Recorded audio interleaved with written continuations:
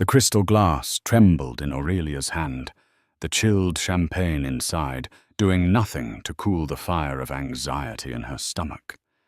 It was their 5th anniversary, a milestone meant to be celebrated in this rooftop restaurant with its panoramic views of the city lights. But the man across the table, her husband, Connor Hewitt, was a stranger. His eyes, once full of warmth, were now cold, distant panes of glass, reflecting the city. But not her. Not her, or the gentle swell of their unborn son beneath the silk of her dress. He hadn't touched her, hadn't truly looked at her all night. And she knew with the gut-wrenching certainty that only a woman deeply in love can feel when it curdles into dread that this perfect evening was about to shatter into a million irreparable pieces. The Hewitt residence in the exclusive suburb of Willow Creek was a monument to modern success, a sprawling architectural marvel of glass, steel, and polished concrete. It was a house that graced the covers of design magazines. It was also a house that Aurelia had helped design a collaboration that was supposed to be the cornerstone of their shared life. Now it felt like a gilded cage, each floor-to-ceiling window, a bar keeping her trapped in a life that looked perfect from the outside. Connor Hewitt was the architect of that perfection. He was the charismatic CEO of Innovate Dynamics, a tech startup that had exploded onto the scene, promising to revolutionize data security. He was handsome, driven, and lauded by the press as a visionary. To the world, he was the perfect husband, doting on his beautiful, pregnant wife. But in the quiet, cavernous rooms of their home, the applause faded, and the real Connor emerged. He was a man of moods of subtle corrections and quiet dismissals that chipped away at Aurelia's confidence like water-eroding stone. "You're wearing that?" he'd asked earlier that evening, his eyes scanning her bespoke maternity gown, a soft dove-grey silk that had cost a small fortune. "It's for our anniversary," Aurelia replied, her hand instinctively going to her rounded belly. "I thought you'd like it. It's a bit voluminous, don't you think? It makes you look." He trailed off, waving a dismissive hand. "Never mind, we're going to be late." The "we" was a lie. He had already been an hour late coming home, striding in with the scent of unfamiliar perfume clinging to his suit jacket and an excuse about a last-minute investor meeting on his lips. Aurelia had learned not to question these meetings. Questioning led to arguments, and arguments led to a chilling silence that could last for days. A punishment worse than any shouted word. So she had smiled, ignored the pit in her stomach, and allowed him to lead her out to his gleaming sports car. Their life was a performance, and she was the lead actress tasked with maintaining the illusion of a flawless marriage. The anxiety that had started as a low hum in their silent car ride had crescendoed into a deafening roar by the time their appetizers arrived at The Pinnacle, a restaurant so exclusive you had to book months in advance. Connor had, of course, secured the best table. Everything had to be the best. It was all part of the brand. He spent most of the meal on his phone, thumbs flying across the screen with a feverish intensity. He would smile, but the smile never reached his eyes.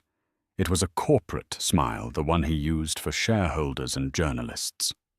"Connor," Aurelia said softly, placing her hand over his. "Can we just be here tonight for us?" He pulled his hand away as if her touch had burned him, placing his phone face down on the pristine white tablecloth. "Of course, sweetheart. My apologies. Just a critical situation with the London office." He picked up his wine glass, to 5 years, and to the future. He clinked his glass against her water goblet. The sound felt hollow, empty. She tried to steer the conversation back to them, to the memories they had built.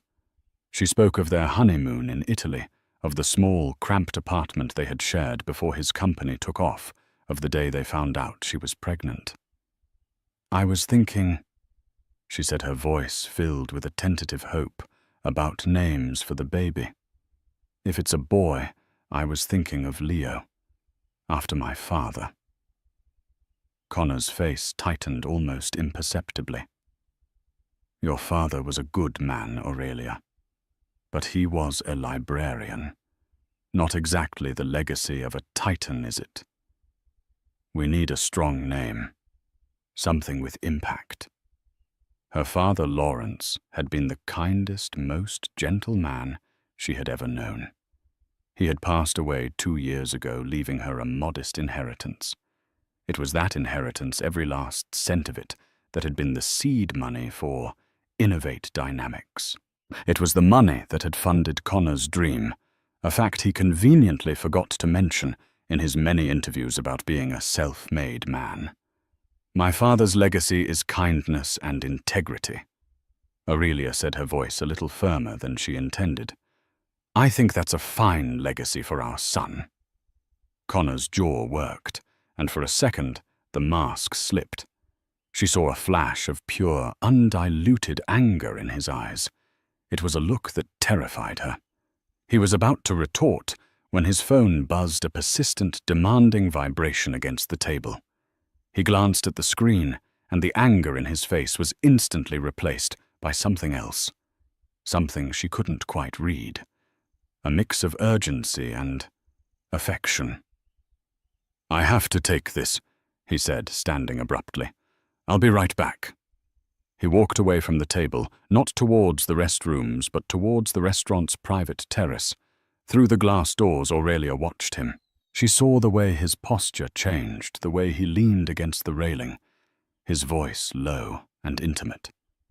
She saw him laugh, a genuine, relaxed laugh she hadn't heard directed at her in years. Her heart felt like a block of ice in her chest. She knew.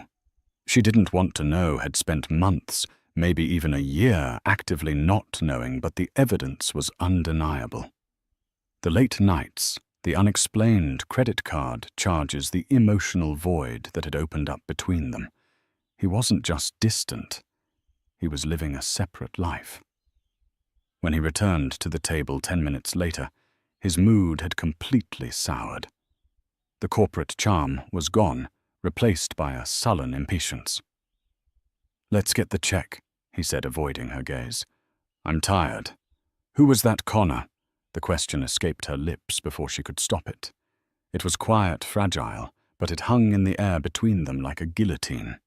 He finally looked at her, his expression one of pure disdain. "It was work, Aurelia. You wouldn't understand. Try me." She pushed a strange, reckless courage bubbling up inside her. Maybe it was the hormones, or maybe it was the primal instinct of a mother protecting her child from a life built on lies. "Who makes you smile like that on our anniversary? Drop it," he warned, his voice a low growl. But Aurelia couldn't. The dam of denial had broken, and years of suppressed pain and doubt were flooding out. "No, I won't drop it. We're sitting here pretending to celebrate 5 years of marriage, and you are emotionally and I suspect physically with someone else. Don't you dare lie to me tonight." His face paled, then flushed with a dark, mottled red. He looked around the restaurant, his primary concern, as always, being the audience. He leaned forward, his voice a venomous whisper. "You are making a scene. You are embarrassing me. After everything I've given you, this house, this life, this is how you repay me.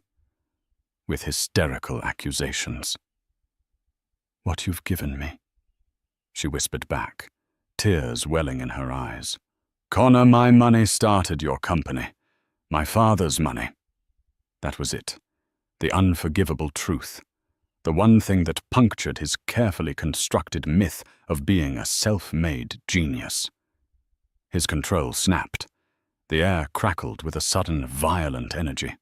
He didn't seem to see the other diners or the waiters. He only saw her the source of his narcissistic injury. Before she could even process his movement, his hand flew across the table. It wasn't a push. It was a slap.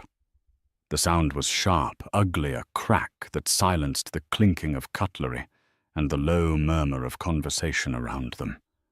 The force of it snapped her head to the side, her cheek exploding with a white-hot, stinging pain.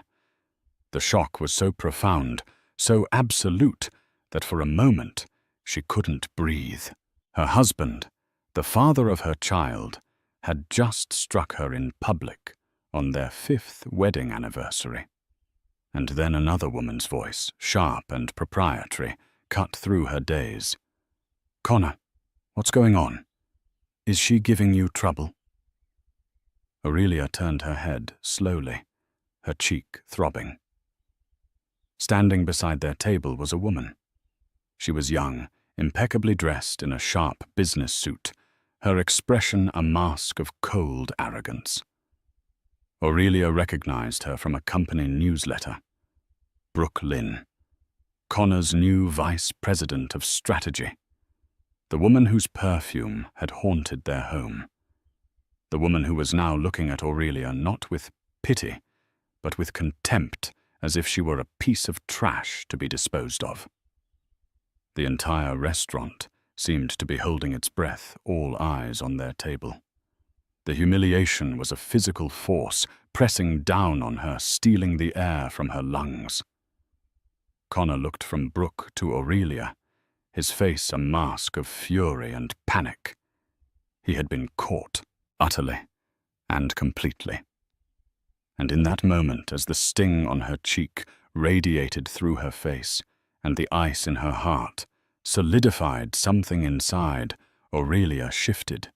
The pain was still there, but beneath it, a new feeling was taking root. It was cold, hard, and sharp as a shard of glass. It was rage. But before the rage could find a voice, a different, more urgent sensation ripped through her. A sharp, powerful cramp seized her abdomen so intense it made her gasp. She looked down at the pristine white tablecloth at the chair beneath her. A dark, wet patch was spreading rapidly across the silk of her expensive dress. It wasn't a cramp. It was a contraction. A wave of liquid gushed from between her legs, warm and sudden. Her water had just broken. The world narrowed to a dizzying point of 3 things: the searing pain on her cheek, the escalating vice-like grip of the contraction in her abdomen, and the 2 faces staring down at her. Connor's face was a canvas of shock morphing into pure, selfish annoyance. Brooke Lynn's was a study in clinical distaste, her perfectly sculpted lips curled into a slight sneer. "My water," Aurelia managed to gasp, her hands flying to her belly as another contraction stronger than the first racked her body. "The baby. It's coming." The hushed whispers of the surrounding tables erupted into a low roar of alarm. A waiter rushed forward, his face pale. "Madame, are you all right? Should I call an ambulance?" Aurelia could only nod her breath, coming in ragged pants. The pain was blinding, eclipsing the humiliation for a brief, merciful moment. She looked at Connor, her husband, the man who was supposed to be her protector, her partner. She was looking for a flicker of concern, a shred of the man she had married. Instead, she saw him turn to Brooke. "Get the car," he hissed, his voice low and urgent. "Meet me at the front. We need to get out of here before the press gets wind of this." His priority was not his wife in premature labor. It was damage control. Brooke didn't hesitate. She shot Aurelia a final triumphant glare before turning on her heel and marching towards the exit, her phone already pressed to her ear. "Connor," Aurelia pleaded, her voice trembling. The pain in her heart was now competing with the physical agony. "Please, my baby. Don't be so dramatic, Aurelia."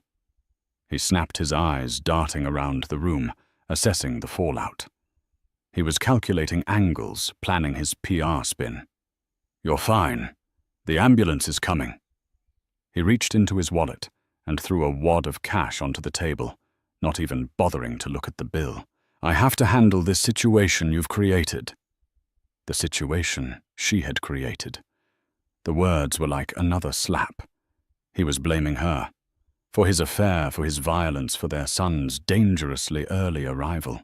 He turned to leave to follow his mistress out of the wreckage of their marriage.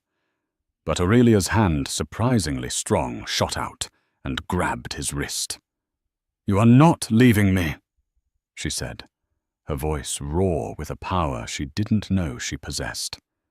"You are not leaving me here, alone." He tried to wrench his arm away, his face contorting with rage. "Let go of me, Aurelia. You're making things worse. Worse than you hitting your pregnant wife in front of your girlfriend," she shot back, her voice rising. The other diners were now openly staring, their phones held up, no doubt, recording the entire sordid affair. Let them. Let the whole world see him for what he was. The restaurant manager and 2 waiters were now by her side, helping her to her feet. The manager, a kind-faced man named Mr. Dubois, shot Connor a look of utter contempt. "Sir, I think you should stay with your wife. An ambulance is 2 minutes out." Connor looked trapped. The cameras, the disapproving eyes of the strangers, the manager's quiet authority. It was a cage of public opinion, the only kind he respected. He was trapped not by love or duty, but by the optics of the situation. With a frustrated sigh, he allowed the waiters to guide them towards a more private waiting area near the entrance. He walked stiffly, a foot of space between them, as if her touch might contaminate him. The next few minutes were a blur of pain and logistics. Paramedics arrived, their calm professionalism a stark contrast to the chaos Connor had created. They loaded her onto a gurney, their questions about her medical history and the frequency of her contractions a steady rhythm in the storm. Connor followed them, his face a thunderous mask. He answered the paramedics' questions with curt, monosyllabic responses. He never once looked at Aurelia. He never once touched her hand. His presence was a technicality, a body filling a space where a husband was supposed to be. As they wheeled her out of the restaurant, past a sea of stunned and curious faces, she saw Brooke waiting by the valet stand next to Connor's gleaming Aston Martin. The mistress wasn't leaving. She was waiting for him. Their eyes met for a fleeting second, and in Brooke's gaze Aurelia saw not a hint of remorse, only the cold, hard glint of victory. She had won. In the back of the ambulance, the siren wailed a fitting soundtrack to the destruction of her life. A paramedic was checking her blood pressure, his voice calm and reassuring. "Deep breaths, Mrs. Hewitt. Everything is going to be all right. Your husband is following right behind us." Aurelia turned her head to look out the back window. She saw Connor's car pull away from the curb, but it didn't follow the ambulance. It turned in the opposite direction, speeding off into the night, with Brooke Lynn in the passenger seat. He had left her. He had chosen his mistress over his wife and his unborn child in the most critical moment of their lives. The paramedic saw the look on her face. "Ma'am!" A single hot tear traced a path through the cooling sting of the slap mark on her cheek. The betrayal was so absolute, so profound, it left no room for hope.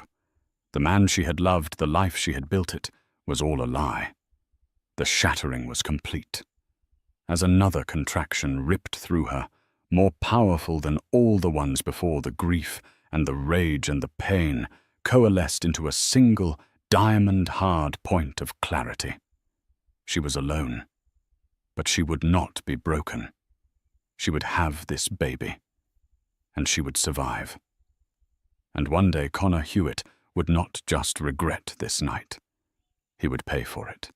He would pay for every lie, every moment of cruelty, and every ounce of pain he had inflicted. The foundation of her revenge was laid in that ambulance, on a bed of shattered illusions and broken promises, watered by the tears of a woman utterly betrayed. The fluorescent lights of the hospital corridor hummed a relentless, sterile tune.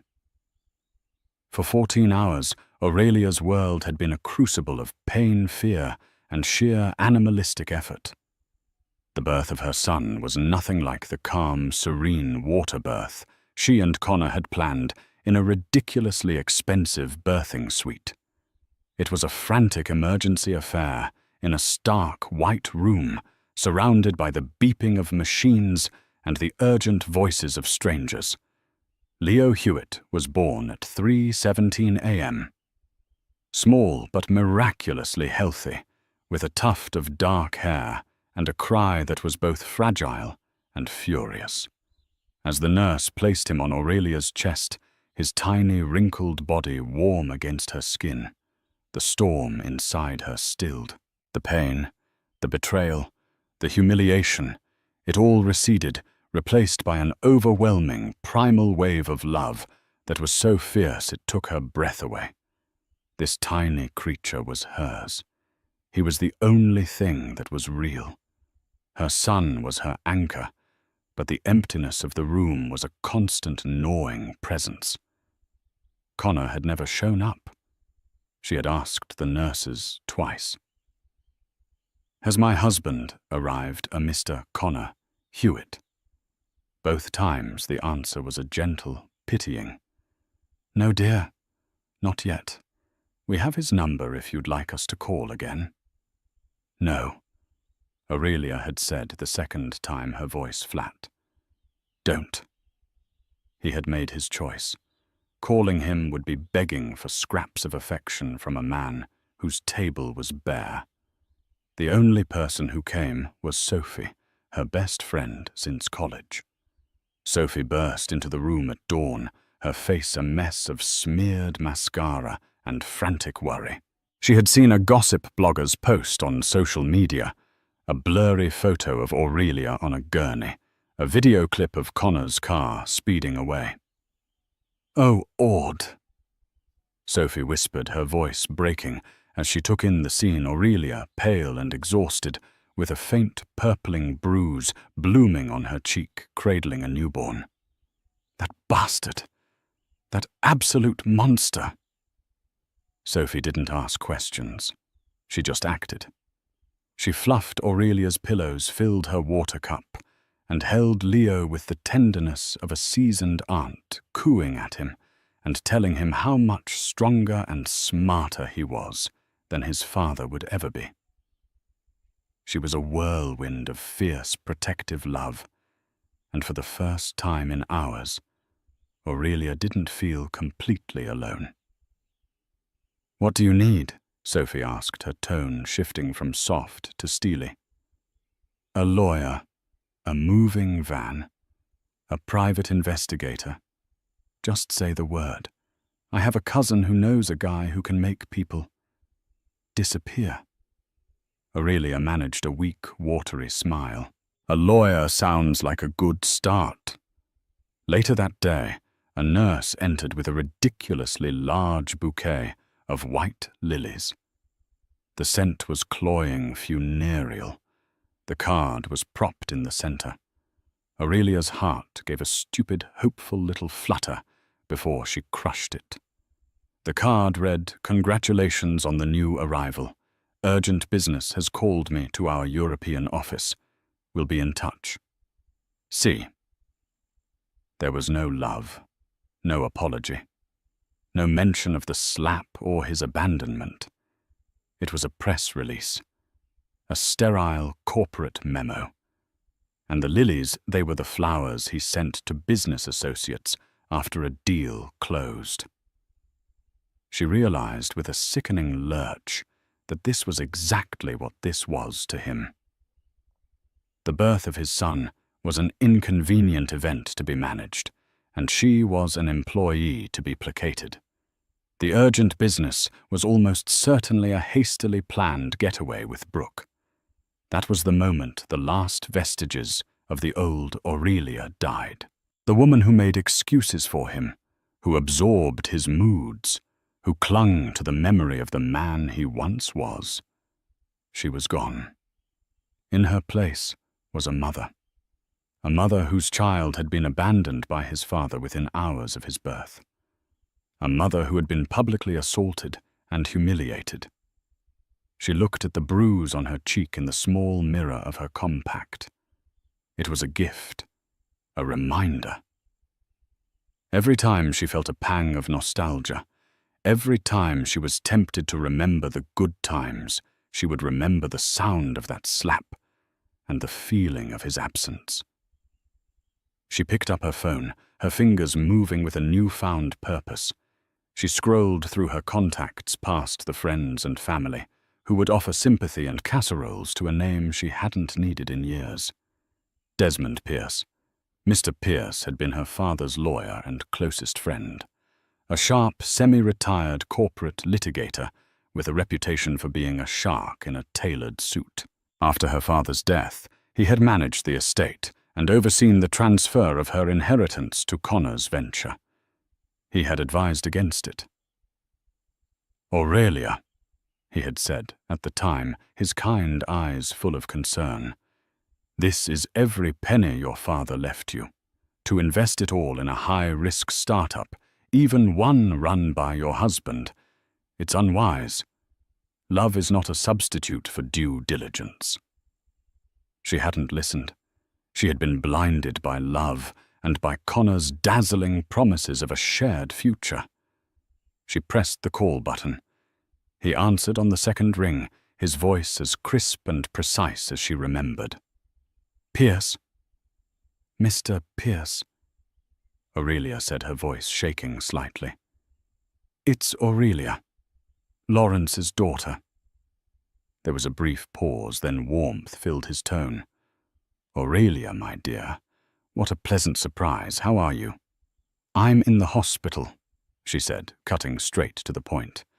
"I just had my baby. A boy." "Oh, wonderful congratulations. I trust Connor is floating on air." The dam broke. In a low, steady voice, devoid of hysteria, Aurelia told him everything. The anniversary dinner, the mistress, the public slap, the abandonment at the restaurant, her water breaking, the ambulance ride alone, the sterile text message of a card. She left nothing out. The line was chewed for a long time. When Mr. Pierce finally spoke, the warmth was gone, replaced by a cold, controlled fury that was far more terrifying than any shouting. "Aurelia," he said, his voice like chipping ice. "First, I want you to listen to me very carefully. Do not contact him. Do not answer his calls or texts. Let him think you are broken and hysterical. Second, your friend Sophie, can you trust her implicitly?" "Yes," Aurelia said without hesitation, "with my life." "Good. Have her go to your house. She has a key." "Yes." "In the study behind the collection of first edition classics your father gave you, there is a safe. Your father insisted Connor install it when you moved in. The combination is your father's birthday. Inside is a hard drive and a blue leather-bound ledger. I need her to retrieve them and bring them to my office. Immediately. Tell her not to speak to anyone." Aurelia was confused. A hard drive? A ledger? What are they? "They are your father's due diligence," Mr. Pierce said, his voice grim. "Lawrence loved you very much, Aurelia, but he did not trust your husband. He made me promise to keep this for you just in case. It seems just in case has arrived."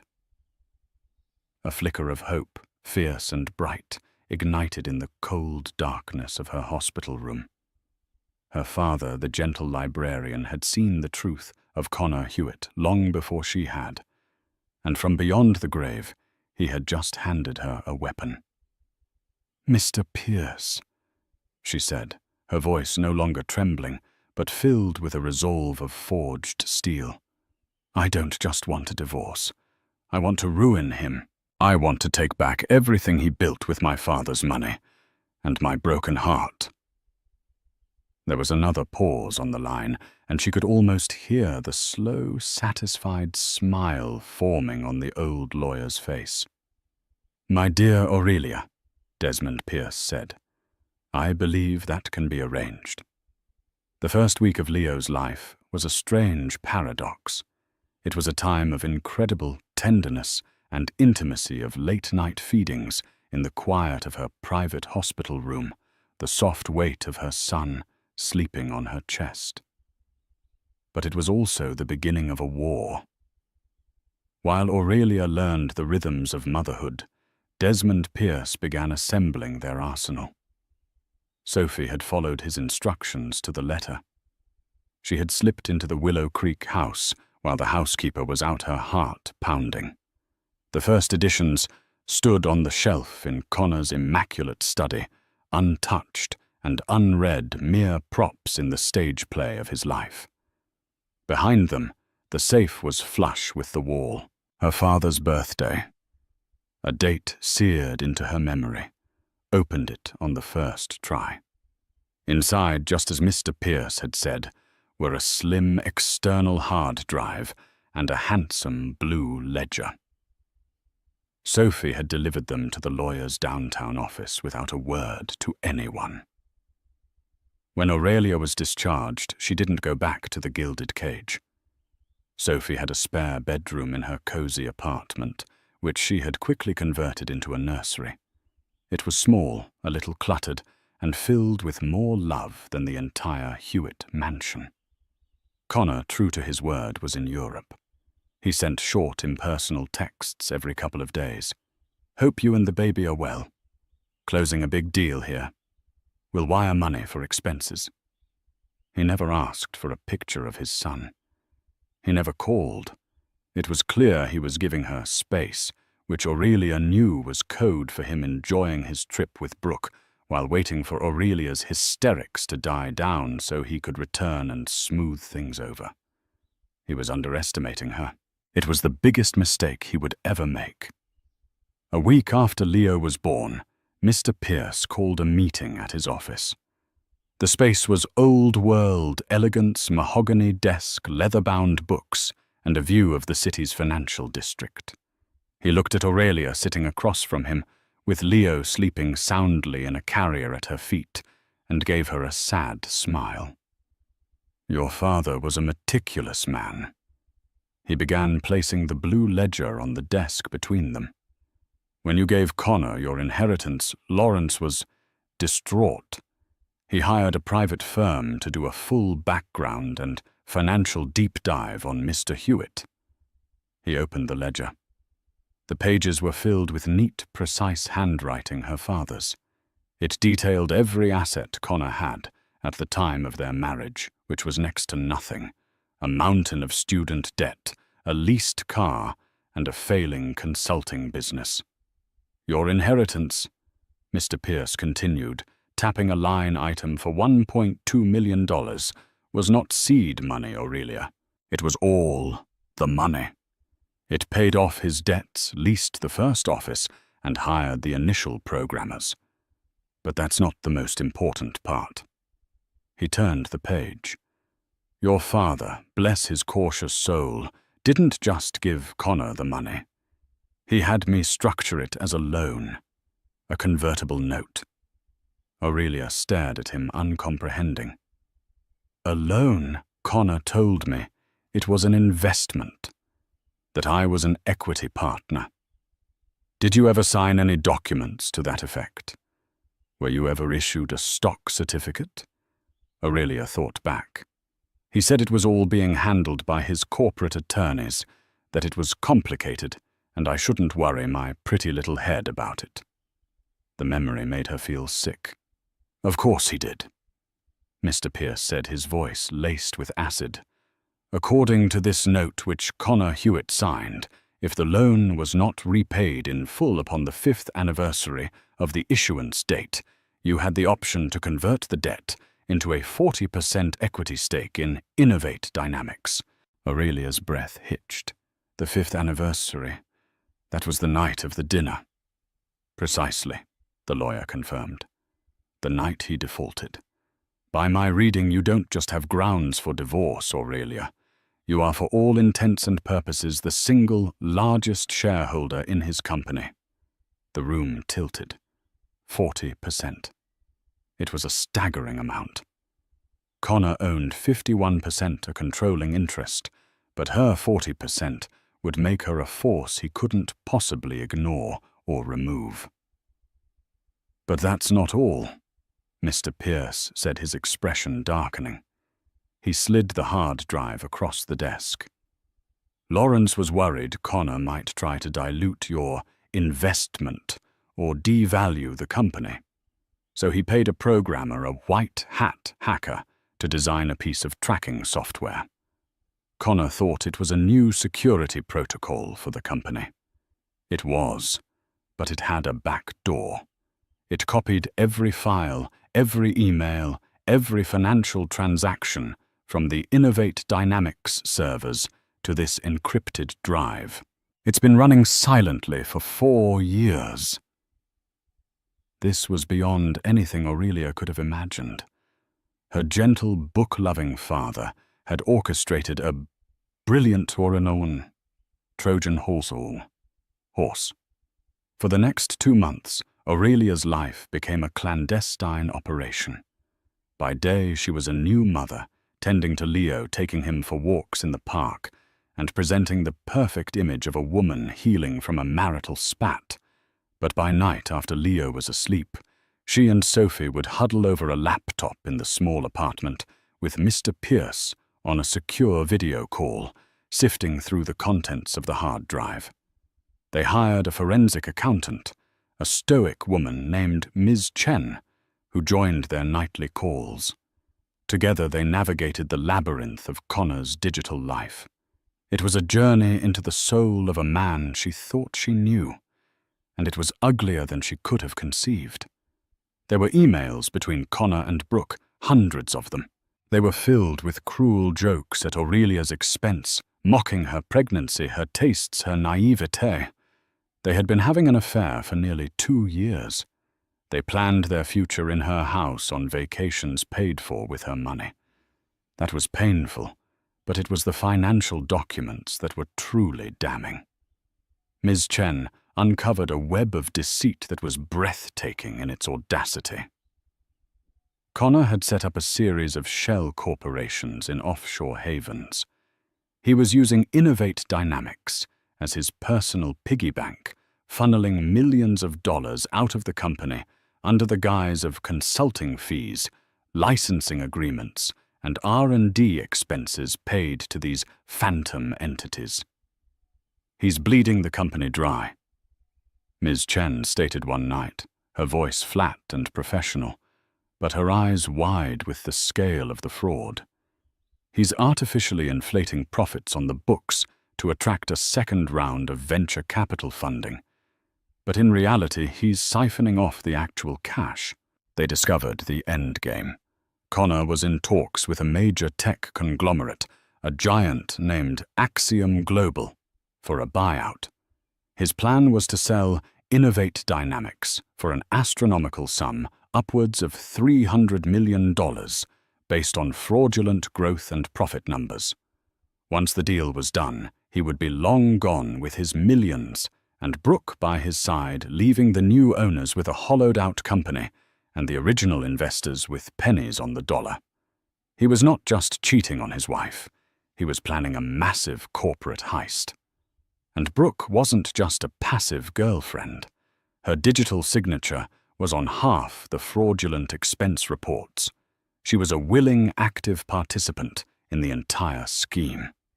Aurelia felt a cold, chilling fury. This wasn't just about her father's money anymore. It was about the employees Connor was planning to betray, the investors he was swindling. He was a cancer, and he was about to metastasize.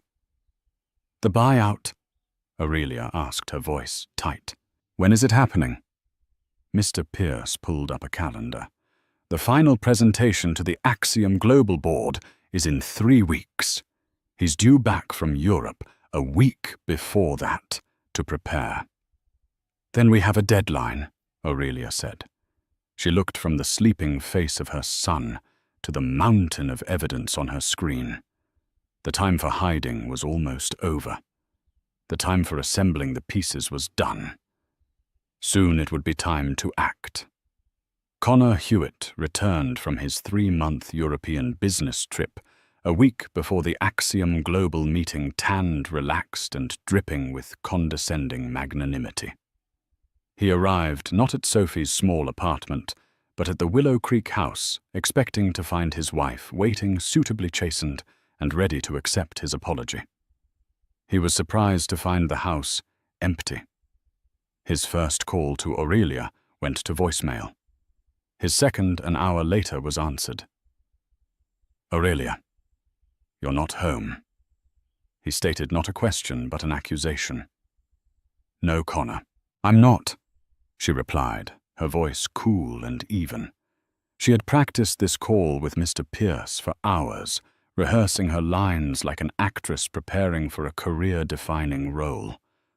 "Look, I know you're upset," he began, launching into a pre-rehearsed speech. "I behaved abominably. It was the stress, the pressure of the deal, and I was drinking. It's no excuse, I know. And I am so sorry. I miss you. I miss my family. I want to see my son.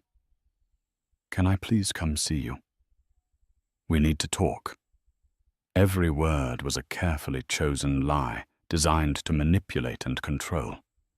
The old Aurelia would have dissolved into tears, desperate to believe him. The new Aurelia recognized it for the performance it was. "I don't know, Connor," she said, injecting a note of weary hesitation into her voice. You hit me. You left me." "It was the biggest mistake of my life," he said, his voice thick with fake emotion. "Let me make it up to you, to both of you. Please, Aurelia. Let me come home." "Home," she repeated softly. "Yes, home. You, me, and Leo. Here, in our house, where we belong." This was the opening they had been waiting for. "I need some time to think," she said, and hung up. For 2 days she let him stew. He sent a barrage of texts, each more desperate than the last, professing his undying love and regret. He had florists deliver bouquets so massive they barely fit through Sophie's door. He even had a high-end baby boutique deliver a mountain of gifts for Leo. He was trying to buy his way back into her life. On the 3rd day, she agreed to meet him. Not at the house, but on neutral ground, a quiet corner of a local park. She arrived with Leo in a stroller, looking pale and fragile, the very picture of a wronged wife. He looked haggard, a performance of sleepless nights and regret. He begged for her forgiveness. He swore the affair with Brooke was a meaningless mistake, and that it was over. He had fired her, he claimed, to prove his commitment to Aurelia. It was a lie, of course. The hard drive showed that Brooke had simply been moved to an off-the-books consultant role to continue her work on the Axiom deal. "I want to believe you," Aurelia whispered, looking down at her son. "For his sake, I want to believe you." "Then come home," he urged, reaching for her hand. "Let us be a family." This was the most difficult part of the plan. She had to willingly walk back into the cage. She had to live under the same roof as the man she now loathed, to smile at him, to let him touch her, all while plotting his complete and utter destruction. "On one condition," she said, her voice trembling with manufactured emotion. "She is gone. For good. I never want to see her or hear her name again." "Done," he swore, his eyes shining with triumph. He thought he had won. Moving back into the house was a surreal experience. The beautiful rooms felt tainted, haunted by the memory of her pain and his betrayal. Connor was on his best behavior, a model of the repentant husband. He changed diapers. He cooed over Leo. He brought Aurelia breakfast in bed. It was a nauseatingly brilliant performance. He was so convinced of his own charm that he never once suspected her compliance was just a mask. Her true purpose for being there was the study. Connor's entire operation was run from his custom-built desktop computer and the private server in the adjoining closet. The hard drive had given them a snapshot, but Mr. Pierce and Miss Chen needed real-time data, especially the final polished presentation he was preparing for Axiom Global, the one that would be full of lies and inflated numbers. Her opportunity came 2 nights before the big meeting. Connor had a celebratory dinner with his executive team, a last hurrah before the buyout. He invited Aurelia, but she declined using Leo as an excuse. "You go," she said, with a soft, forgiving smile. "You deserve it. We'll be fine here." The moment his car pulled out of the driveway, she was in motion. With Leo sleeping peacefully in his monitor-equipped bassinet in the corner of the study, Aurelia went to work. Sophie arrived moments later, acting as a lookout. Connor was arrogant, but he wasn't stupid. His computer was password-protected. But Aurelia knew his ego. She tried Leo's birthday. Nothing. She tried their anniversary. Nothing. Then she remembered his obsession with legacy and impact. She typed in Axiom 01. The screen unlocked. He had used the name of his prize as his password. The hubris was breathtaking. Working quickly following the precise instructions Ms. Chen had given her, she plugged in a small, innocuous-looking USB drive. It wasn't a storage device. It was a keylogger and a remote access Trojan. Within seconds, it had installed itself completely invisible to any standard security scan. From that moment on, everything Connor typed, every file he opened, every email he sent, would be mirrored in real time on Ms. Chen's secure server. Next, the server closet. This was the heart of his kingdom.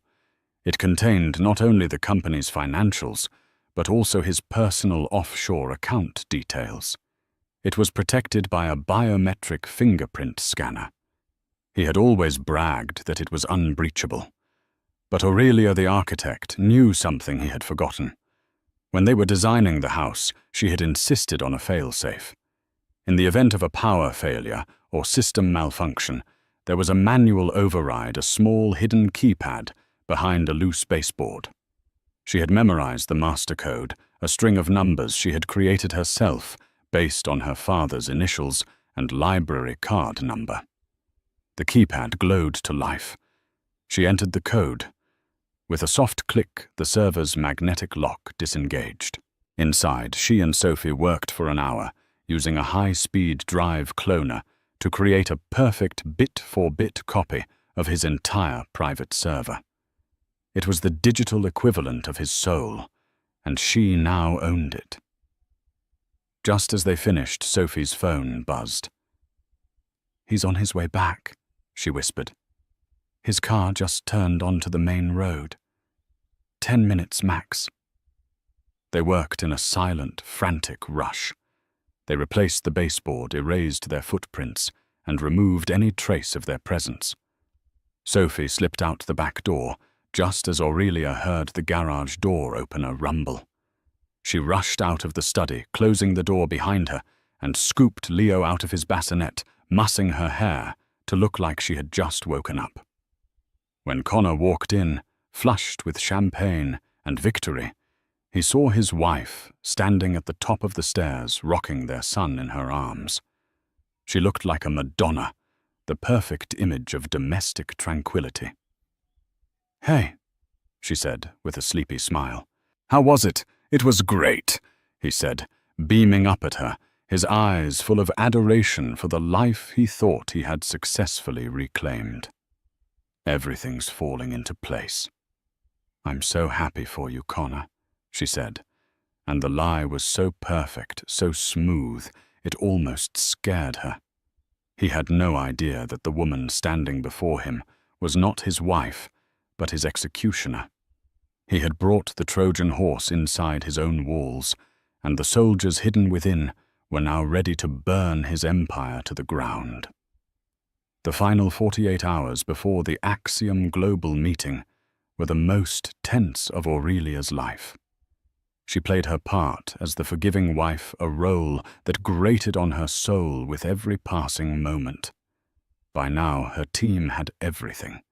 Thanks to the keylogger and cloned server, they had a complete picture of Connor's fraud, the offshore accounts, the doctored financials, and incriminating emails detailing the conspiracy with Brooke. They even had a copy of his personal calendar, which showed a one-way ticket to the Cayman Islands, booked for the day after the deal was set to close. He was planning to run. While Aurelia maintained the facade at home, Desmond Pierce prepared a meticulous legal assault. He drafted motions for an emergency asset freeze and compiled a damning package of evidence for both the district attorney and the SEC.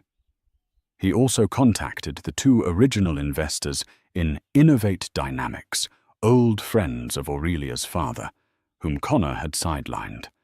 Presented with the proof they had long suspected, they immediately joined Aurelia's cause, forming a united, powerful front. The night before the meeting, Connor was euphoric. He came home with a black velvet box containing a brilliant diamond necklace. "A pre-celebration," he said, fastening it around her neck, his fingers cold against her skin. "For the woman who stood by me. Tomorrow, Aurelia, our new life begins." She met his gaze in the mirror, the diamonds glittering like chips of ice. She forced a perfect empty smile. "I can't wait."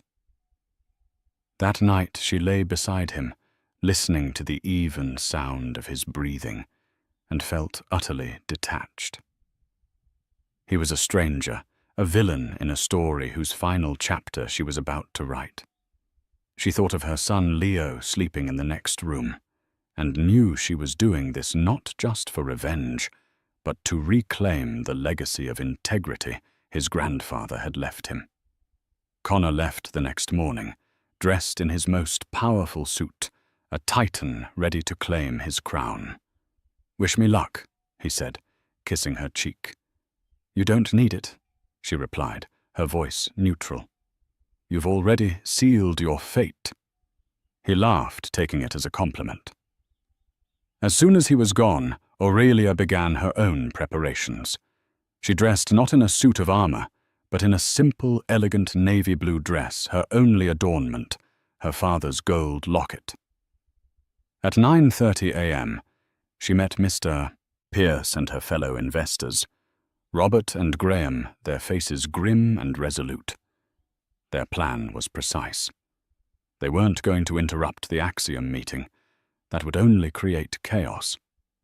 Instead, Mr. Pierce had called an emergency meeting of the Innovate Dynamics board for 9:45 a.m. in their own boardroom. As expected, Connor had arrogantly dismissed the summons, replying that he had a prior commitment and would circle back later. He had no idea the meeting was a trap. The bait was his own mistress. Mr. Pierce had sent an anonymous tip to Brooke Lynn, warning her that Connor was planning to cut her out of the Axiom deal at the last minute. Her paranoia and greed, he wagered, would be too strong for her to ignore the emergency meeting. At 9:55 a.m., Aurelia sat with her allies in the silent boardroom. She took her place at the head of the table, Connor's seat. The trap was set. They were just waiting for their first victim to arrive. Right on cue, the boardroom door opened, and Brooke Lynn strode in. Her face flushed with anger and suspicion, walking straight into the reckoning that had been so carefully prepared for her. Brooke Lynn strode into the boardroom, her face a mask of angry confusion that shattered the moment she saw the assembly. Before she could speak, the large screen at the end of the table lit up, displaying a wire transfer from Innovate Dynamics to an offshore shell corporation signed by both her and Connor. "This is one of 37 fraudulent transfers," Mr. Pierce stated, his voice cutting through the silence. "We have all of them." Just then the door swung open again. Connor Hewitt stood there, briefcase in hand. "What in God's name is so—" He froze, his gaze sweeping across the room. He saw his partners, their faces like stone. He saw Mr. Pierce. And then he saw Aurelia sitting at the head of the table, where he should be, her expression one of unnerving calm. In an instant he knew. "Aurelia!" He stammered, his bravado vanishing. "What is this?" "This is a board meeting, Connor," she replied, her voice steady. "And as the 40% equity holder in this company, I believe I'm entitled to attend." Connor paled. 40%. "That's impossible." "The convertible note you signed came due on your 5th anniversary," Mr. Pierce interjected coldly. "The night you defaulted and assaulted your wife. She has exercised her option. It's airtight." The screen flickered again, showing a slide from Connor's Axiom presentation with its fraudulent profit projections. Next to it, the real numbers appeared from the cloned server, a company bleeding millions. "You're a fraud, Connor," Graham said, his voice thick with rage. "You were going to sell a lie and leave us all holding the bag." Desperate, Connor turned back to Aurelia, his voice dropping to a pleading whisper. "Aurelia, please. We can fix this. Think of Leo. Think of our family." Aurelia rose and walked until she stood directly before him. "I am thinking of Leo," she said, her voice quiet but unyielding. "I am securing the legacy of integrity his grandfather left for him. Something you know nothing about." She reached up and unclasped the diamond necklace he had given her. She let it fall, the clatter of the stones on the marble floor echoing in the tense silence. "Your new life is beginning, Connor," she said, "just not the one you planned." On cue, the boardroom doors opened to admit 2 detectives. "Connor Hewitt," one said, his voice flatly official. "You're under arrest for wire fraud and embezzlement. Ms. Lynn, you'll come with us." As handcuffs clicked around his wrists, Connor's composure finally broke. He lunged towards Aurelia, his face contorted in a mask of pure hatred. "You!" he screamed, his voice raw and unhinged. "You did this! You ruined me!" Aurelia didn't flinch. She simply watched as the officers dragged him from the room, followed by a sobbing Brooke Lynn. The Titan had fallen, leaving nothing but the pathetic echo of his own rage. Mr. Pierce placed a gentle hand on her shoulder. "It's over." Aurelia looked out the window at the city skyline. It wasn't over. It was a beginning. She had reclaimed her foundation and would now build a future for herself and her son, not on lies, but on strength and unbreakable truth. In the end, Connor Hewitt was sentenced to 15 years in federal prison. Brooke Lynn, in exchange for her testimony, received a lesser sentence of 3. The Axiom Global deal fell through, but under Aurelia's new leadership, Innovate Dynamics was restructured from the ground up. She used what was left of the company's capital to make the wronged investors whole, prioritizing integrity over profit. Slowly but surely, she rebuilt the company into something her father would have been proud of. A business founded on the very principles Connor had scorned. Aurelia never sought revenge for the sake of cruelty, but for the sake of justice. She reclaimed her power, her future, and her son's legacy not by stooping to her husband's level, but by rising far above it, proving that the strongest empires are built not on deceit, but on an unbreakable foundation of truth. If you were moved by Aurelia's journey from betrayal to triumph, And if you believe in the power of fighting back, please show your support. Hit that like button. Share this story with someone who needs to hear it. And don't forget to subscribe to our channel for more true-life stories of justice and empowerment. Thank you for listening.